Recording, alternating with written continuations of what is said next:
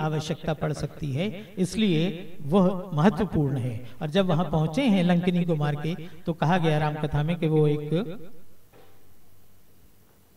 तुलसीदास ने कहा कि लघु रूप बनाई, बहुत साधारण से आदमी। लघु रूप बनाना वैसे चमत्कार के रूप में तो आप कहेंगे वो छींच के हो गए, जैसे सुरसा के लिए ये हुआ कि पहले बड़ा रूप कर लिया, फिर छोटा कर लिया, फिर उसके मुंह में कूद गए, फिर कूद करके बाहर आए। इस तरह से जो वर्णन है चमत्कारिक वर्णन, उसी तरह से ही है कि लघु रूप का भी कहेंगे इतने से हो गए और घुस गए।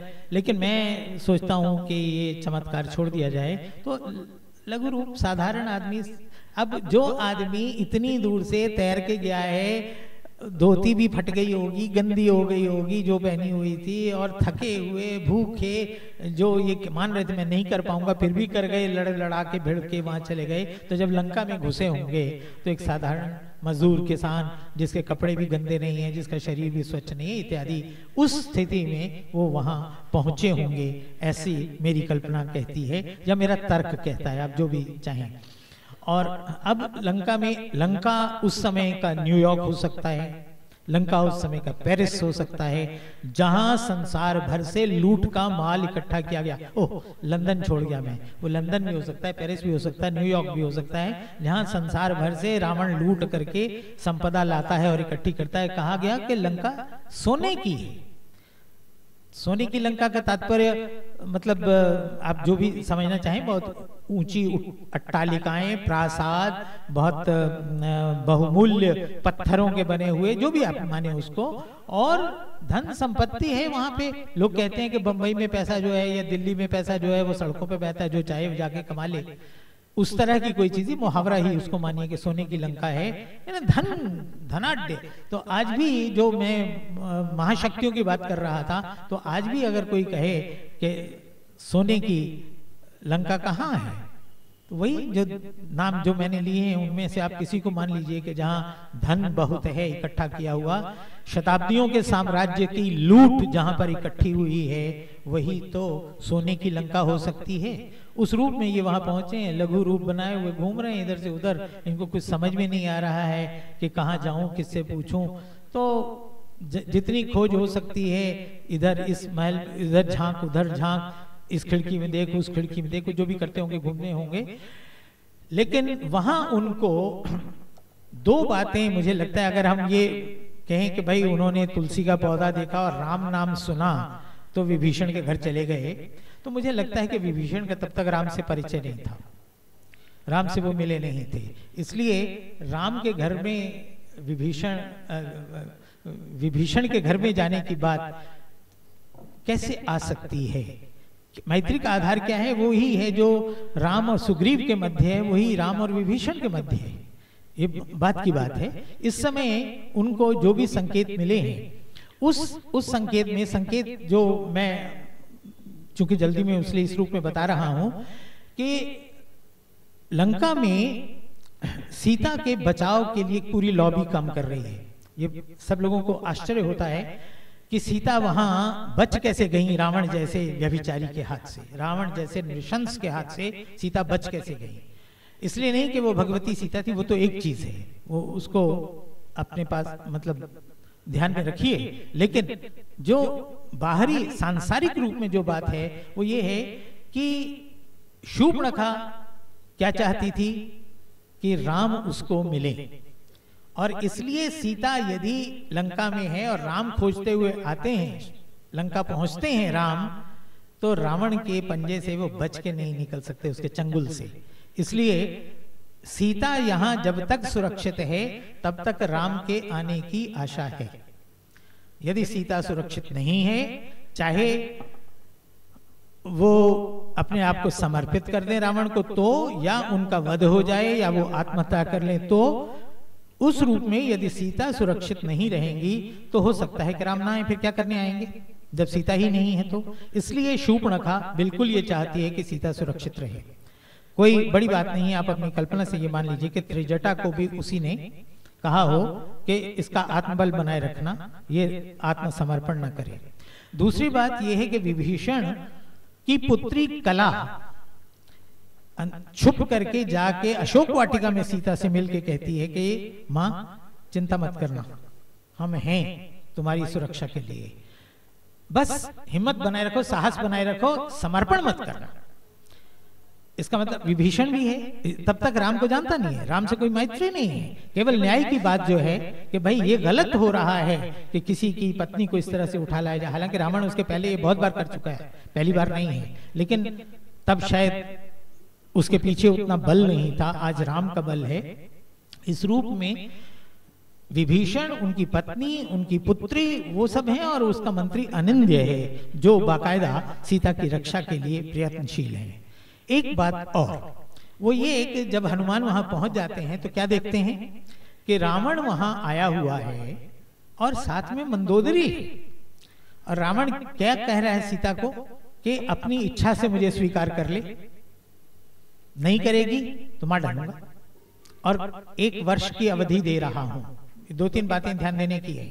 एक तो ये कि स्वेच्छा से स्वीकार कर, नहीं तो मार डालूंगा, और दूसरी बात यह कि 1 वर्ष का समय भी दे रहा है कि 1 वर्ष के बाद मतलब फिर नहीं तेरी इच्छा और स्वेच्छा की परवाह करूंगा। और तीसरी बात यह कि मंदोदरी साथ है। मैं ये पूछता हूं, या मेरे मन में ये प्रश्न आता है कि किसी पर स्त्री, पराई स्त्री के सामने प्रेम निवेदन करने के लिए जो पुरुष जाता है वो अपनी पत्नी को साथ लेके जाता है क्या? आपने देखा किसी को कि अपनी पत्नी को साथ ले जाकर के किसी स्त्री को कह रहा हो कि मुझे स्वीकार कर ले, ये मेरे सामने अपने आप को मुझे समर्पित कर दे? क्या बाध्यता है रावण की कि 1 साल से पहले वो सीता को उसकी इच्छा के विरुद्ध बाध्य नहीं कर सकता? क्या बाध्यता है रावण की कि अपने साथ वो अपनी पत्नी को लेकर के जा रहा है? इत्यादि कई प्रश्न हैं। और इसलिए एक सबसे बड़ी रक्षिका तो सीता की मंदोदरी है कि मंदोदरी साथ में है तो क्या करेगा रावण? वो बल का प्रयोग नहीं कर सकता।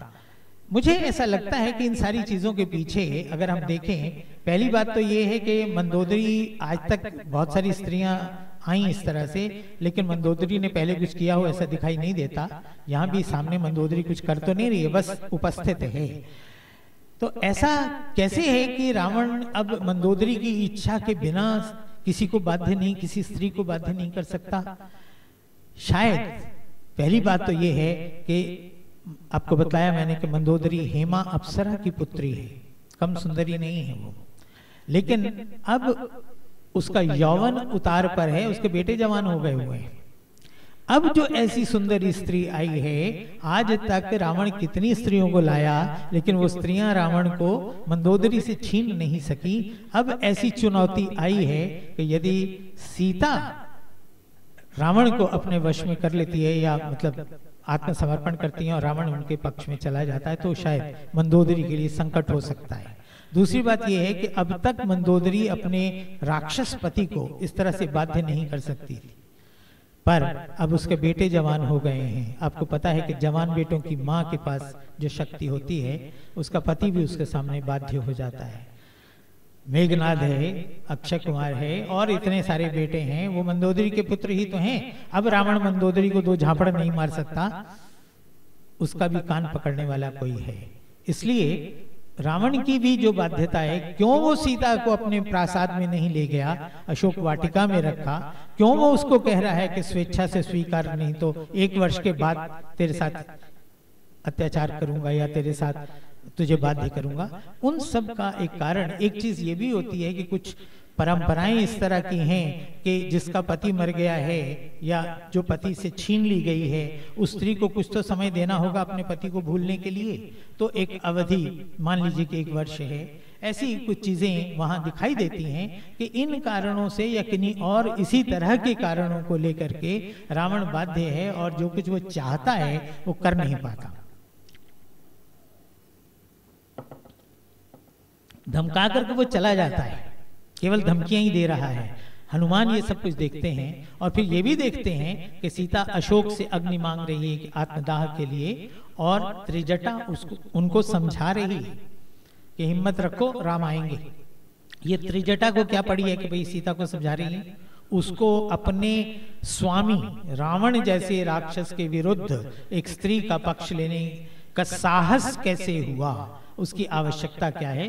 तो मैं समझता हूँ कि उसके पीछे, मेरे मन में यही कल्पना आती है कि उसके पीछे शूर्पणखा और मंदोदरी का बल है कि यहाँ रहे और इसको टिकाए रखो, कि जहाँ है हिम्मत से बैठी रहे, आत्मसमर्पण नहीं करे।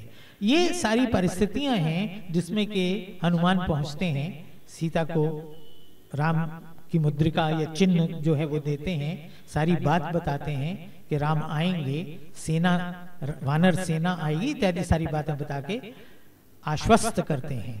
लेकिन वहां हम क्या देखते हैं कि कहते हैं कि माँ मैं कुछ खा लूं क्या? सीता कहती है खा ले बेटा। और उसके बाद वो खा रहे हैं, पेड़ उखाड़ रहे हैं और उत्पात मचा रहे हैं। तो एक तरह से तो वो चुनौती है, शक्ति प्रदर्शन है कि आओ और लड़ लो, सूचना है कि आया हूं।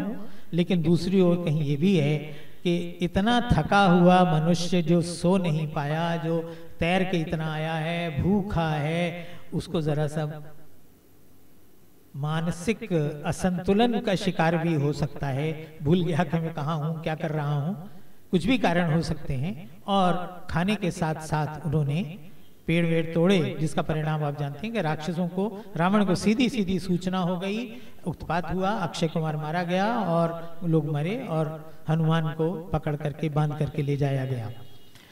हनुमान के पास कहते हैं तुलसी की शक्ति थी कि वो उस शस्त्र को तोड़ सकें, काट सकें, लेकिन ब्रह्मा का सम्मान करते हुए हाथ जोड़ दिए उन्होंने। लेकिन उसके पीछे कहीं नीति ये भी है कि अगर बंधे जाएंगे तो रावण के सामने जाएंगे, अगर बंधेंगे नहीं तो रावण के सामने कैसे जाएंगे, जो बात कहनी है वो कैसे कहेंगे। इसलिए जानबूझ करके एक तरह से अपने आप को बंदी बना करके उस स्थिति में रावण के सामने गए और जाकर के सारी बात उन्होंने वहां स्पष्ट की कि ये मैं हूं, राम आ रहे हैं, सेना है हमारे साथ, इत्यादि इत्यादि, अब भी संभल जा और माँ को वापस कर दो, राम को लौटा दो, जाके क्षमा मांग लो। यहाँ एक बड़ा प्रसंग वो है लंका दहन का। और जो बात मैंने कही थी कि मेरे मन में ये आता है कि वानर है, वानर वन्य वानर नर है या अलग तरह का नर है, वानर नहीं है, उसकी पूंछ है कि नहीं है, और यहाँ पूंछ को जलाया गया, तो इसका मतलब कि पूंछ तो है।